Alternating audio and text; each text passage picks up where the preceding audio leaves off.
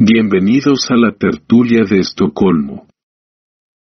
A continuación compartimos con ustedes el artículo titulado Castrismo y sionismo. Una incómoda amistad, escrito por nuestro director Carlos Manuel Estefanía. El texto dice así: el 6 de noviembre de 2023, la Universidad de La Habana fue escenario de una conferencia sobre el conflicto entre Israel y Palestina. El evento se desarrolló en el Anfiteatro Barona de la afamada Casa de Estudios, con la presencia de representantes de organizaciones políticas y de la Embajada de Palestina en la isla. Evidentemente no se trataba de una actividad académica encaminada a encontrar la verdad objetiva y sobre su base, hallar soluciones a los enfrentamientos entre árabes y judíos, es decir, a los enfrentamientos violentos generados durante el control británico de esos territorios y exacerbados tras la descolonización de estos. Fue más bien otro ritual antiimperialista, de esos con los que las autoridades cubanas fortalecen sus alianzas con la izquierda internacional, siempre dispuesta a hacer de la vista gorda ante la traición en Cuba de los ideales que enarbola para sus respectivos países, a cambio de unas cuantas consignas dichas por los voceros cubanos con pasión suficiente como parecer auténticas. En resumen, como ha ocurrido otras veces, en el afamado recinto lo que primó fue la retórica vacía sobre el conocimiento científico. Durante el evento, tanto el imperialismo en abstracto, como la ONU, la misma financiera, entre otras muchas locuras, de los experimentos de género impulsados por las autoridades cubanas contra la juventud cubana, como el propio Estado sionista, fueron objeto de radicales críticas. Destacaron en estas posiciones las intervenciones de Mariela Castro y Aleida Guevara. Se trata de las dos voces femeninas más representativas en la propaganda del régimen cubano a nivel internacional. Por supuesto, quien empuja no se da golpe, y si bien las dos sesentonas ya no están en condiciones de agarrar ni una escopeta y mucho menos dar en el blanco con ella, el llamado a las armas que hicieron esta noche dejó mucho que desear. Hay quienes, sin defender ni justificar las acciones terroristas de Hamás, critican las agresiones sufridas por la población civil palestina, a la vez que destacan las posturas pacifistas dentro del pueblo israelí, en reconocimiento al mejor legado de la cultura hebrea. Estas personas no tienen por qué caer en las trampas verbales de Mariela y compañía. Por el contrario, están en el deber de aplicar el mismo escrutinio que establecen frente a Israel a las declaraciones de Guevara y Castro. Sus palabras, si bien juegan con algunas verdades, se ven debilitadas por posturas beligerantes y una falta de compromiso con la resolución pacífica del conflicto, que en poco o nada ayudan al pueblo palestino.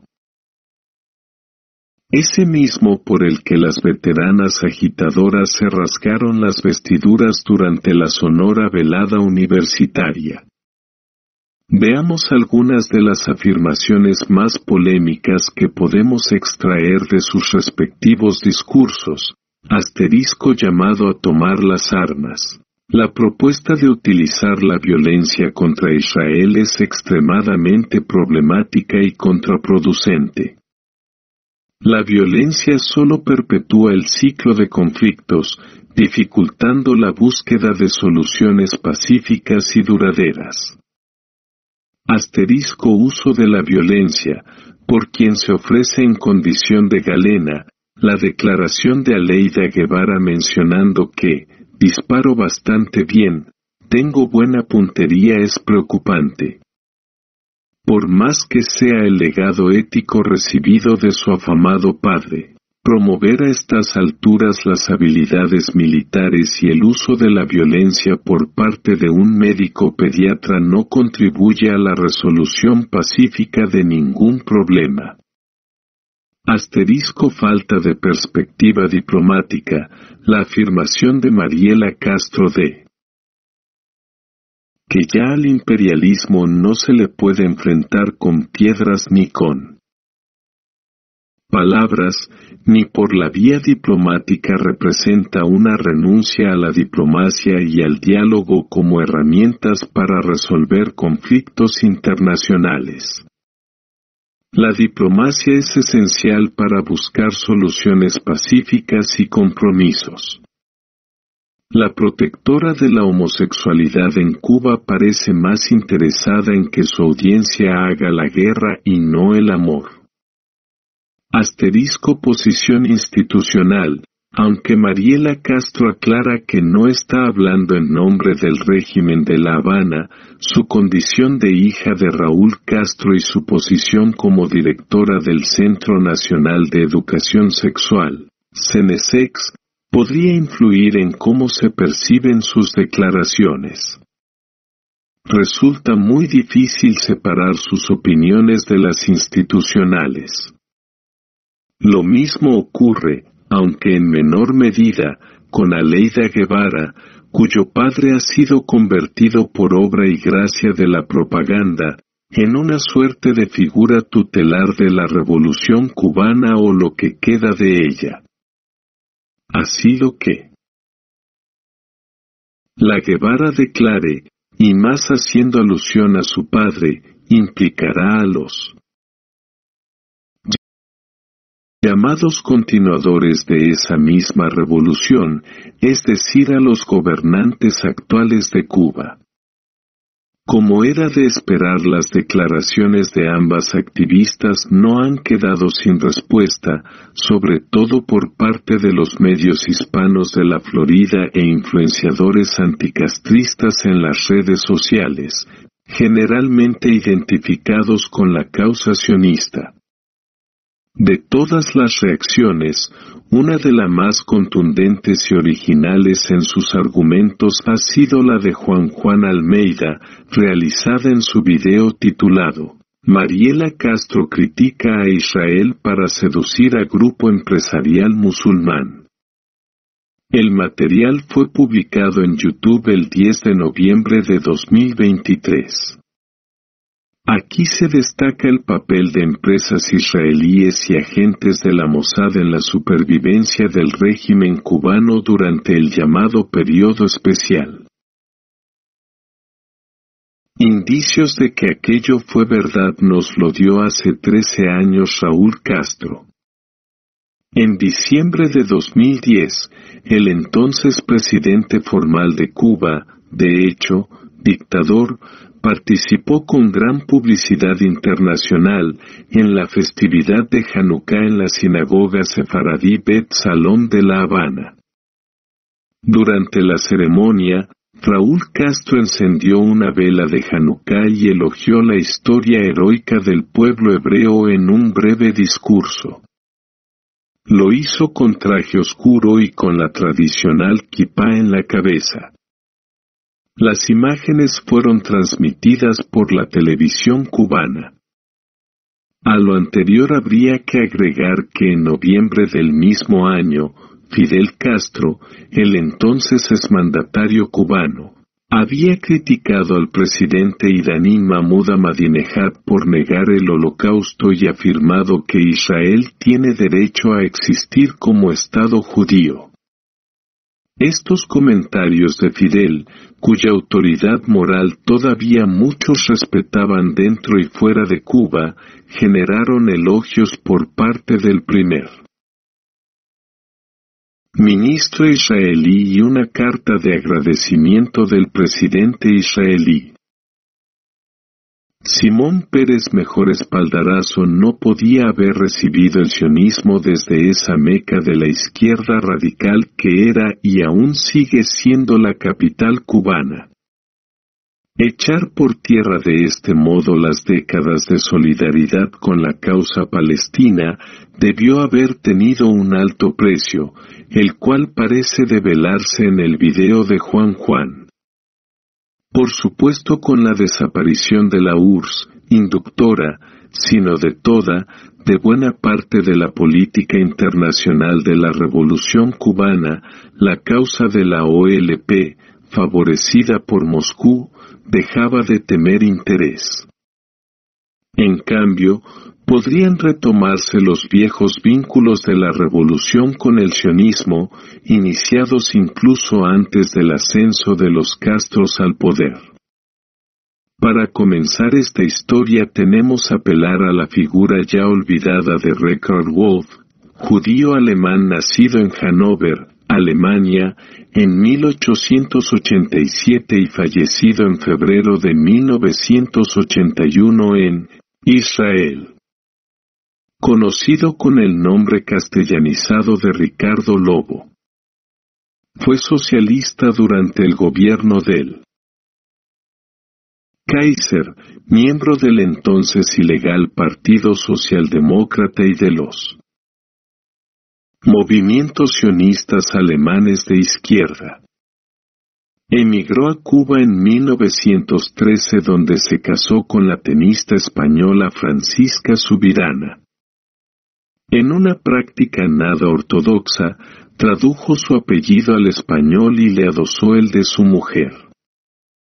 Así bajo el nombre de Ricardo Lobo Subirana se integró a la alta burguesía del país. Se enriqueció junto a su hermano Sigifredo Wolff con el desarrollo de procesos de recuperación del hierro a partir de los residuos de los procesos de fundición. Ricardo Lobo usó su riqueza para apoyar financieramente a los alzados de Fidel Castro. Al tomar aquel el poder, Lobo Subirana se convirtió en asesor del nuevo gobierno apoyando la reforma agraria.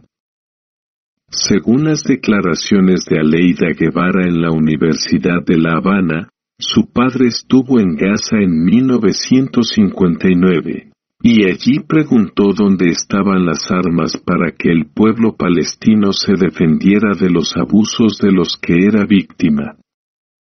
Por lo visto, aquellas comprometidas declaraciones no impidieron que un sionista de tomo y lomo como Lobo fuese nombrado en 1961 jefe de la misión diplomática de Cuba en Israel, la única embajada cubana que el gobierno revolucionario estableció sin costo alguno porque, como había prometido, Lobo pagaba el edificio, los salarios y los costos de la representación. Desde esta posición el sionista hebreo alemán naturalizado cubano sentó las bases de una fértil relación entre su país adoptivo e Israel. Lo hizo entre otros medios a través de la creación de una asociación de amistad que sustituyó a los canales oficiales y promovió el envío de técnicos israelíes a Cuba, especialistas en cítricos y agricultura, costeando personalmente los gastos de la legación y los sueldos de los expertos. En su interés en fortalecer los lazos económicos entre Israel y Cuba, cuando apretaron las complicaciones con Estados Unidos y la presión árabe, Lobo Subirana recomendó mantener en secreto el envío de expertos israelíes.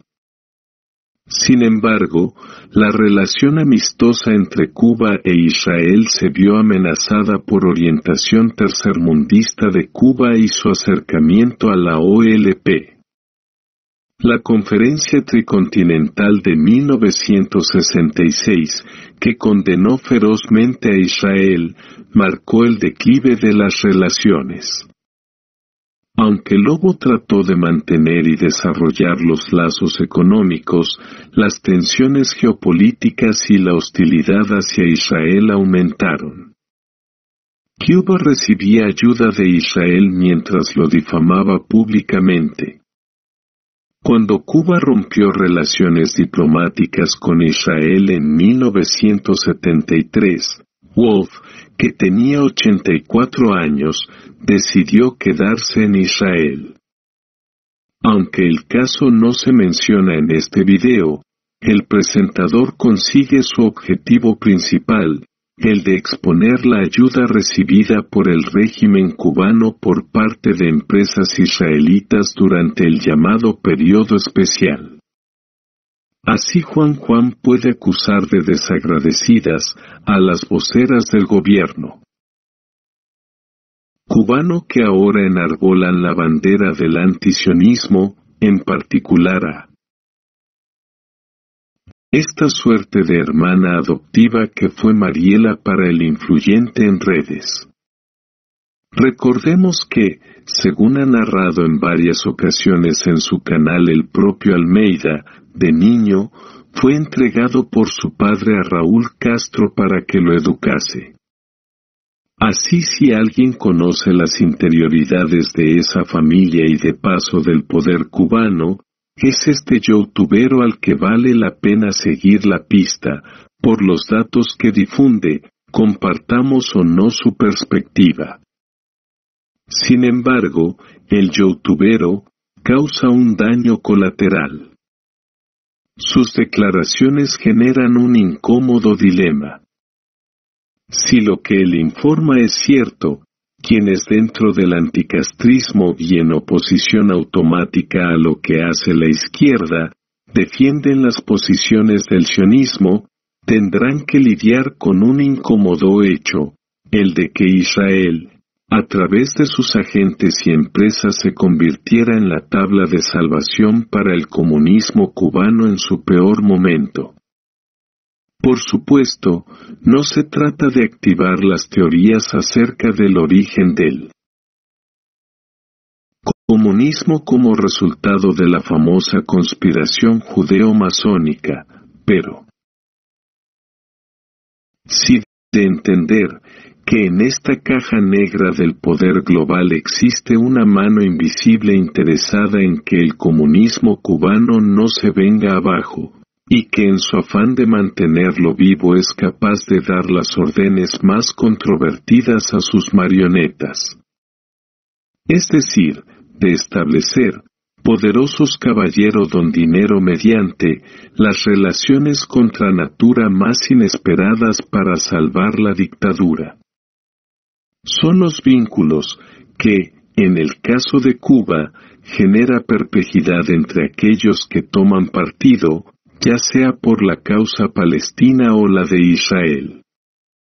Si ayer, empresas israelíes sacaron las castañas del fuego a Fidel, ahora resultaría, de acuerdo con el video de Almeida, que serán emporios musulmanes los que harán otro tanto por Díaz-Canel. Las cosas que hay que ver.